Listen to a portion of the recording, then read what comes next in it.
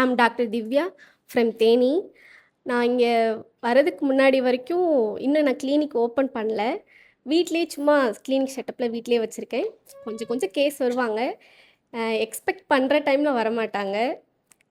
எனக்கு ஒரு 2025க்கு முன்னாடி வரைக்கும் கிளினிக் வைக்கிற ஐடியாவே சுத்தமாக கிடையாது. ஏன்னா எங்கள் ஊர் சைடு வந்து ஃபீமேல் டாக்டர்ஸே கிடையாது. ஸோ வச்சா நம்ம தான் ஃபஸ்ட்டு ஃபீமேல் டாக்டராக இருப்போம். ஃபீமேல் கேசஸ் நிறையா வரும். அவங்களுக்கு புரியாத எல்லாமே நம்மளுக்கு புரிஞ்சதை அவங்களுக்கு புரிய வைக்கலாம். இங்கே வந்ததுக்கப்புறம் எனக்கு புதுசாக நிறைய விஷயங்கள் கற்றுக்கிட்டேன். நான் இது வரைக்கும் இன்ஃபர்டிலிட்டி கேஸில் ஒரு 3 கேஸ் சக்ஸஸ் பண்ணியிருக்கேன் எங்கள் ஊர்லேயே.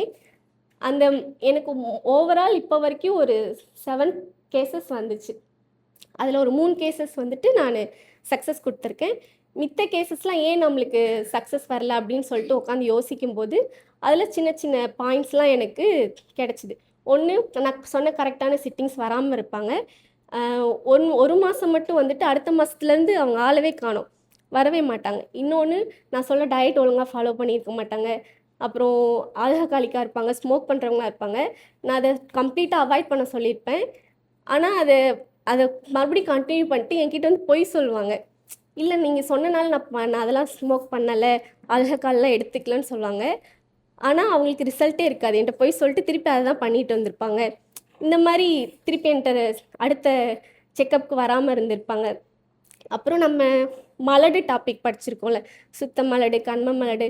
ஒருவேளை இந்த ரீசன்னால் நம்ம கொடுத்தது சக்ஸஸ் இல்லாமல் இருந்திருக்குமோ. நான் கொடுத்த வரைக்கும் ஏதாவது ஒரு டிசீஸோட, ஏதாவது கம்பைன் டிசீஸோடு வரவங்களுக்கு அந்த டிசீஸ்க்கான மட்டும் பர்டிகுலராக கொடுத்துட்டு அதுக்கப்புறம் யூட்ரைன் ஸ்ட்ரென்த் இந்த மாதிரிலாம் கொடுக்கும்போது எனக்கு சக்ஸஸ் கிடச்சிச்சு. பட் எந்த ஒரு ப்ராப்ளமே, செகண்டரி ப்ராப்ளமே இல்லாமல் வெறும் எல்லா ரிப்போர்ட்லேருந்து, பிளட் டெஸ்ட்லேருந்து, அவங்க அனிமியா இருக்காது, எந்த ஒரு ஃபேமிலி ப்ராப்ளமுமே இருக்காது.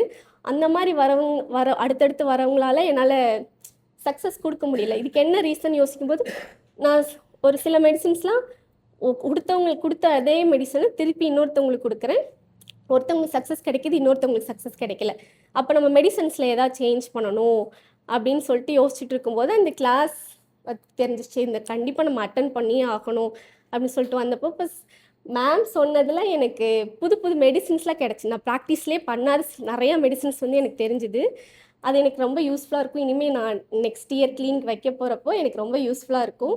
அப்புறம் சாரோட செமினாரில் வந்துட்டு எனக்கு மருத்துவ ஜோதிடம் டாபிக் ரொம்ப பிடிச்சிருந்தது. ஏன்னா அதுதான் நான் சுத்தமாக கற்றுக்கணும்னு நினச்சது, இது வரைக்கும் கற்றுக்காத ஒன்று. அது நான் புதுசாக பார்த்தேன். அது எனக்கு ரொம்ப பிடிச்சிருந்தது.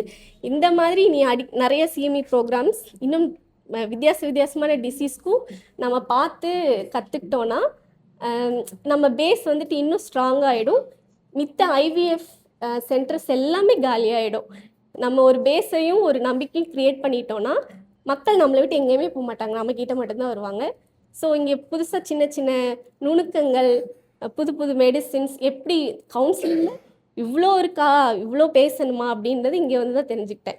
ஸோ கவுன்சிலிங் ப்ளஸ் மெடிசின் கண்டிப்பாக நம்மளுக்கு 100% ரிசல்ட் கிடைக்கும். நான் கிளினிக் வச்சதுக்கப்புறம் இதுக்கப்புறம் ஒரு பயம் இல்லாமல், எந்த ஒரு தயக்கமும் இல்லாமல் என்ன கேஸ் வந்தாலும் அட்டன் பண்ணலாம் அப்படின்ற ஒரு கான்ஃபிடென்ட் கிடச்சிருக்கு. தேங்க்ஸ்.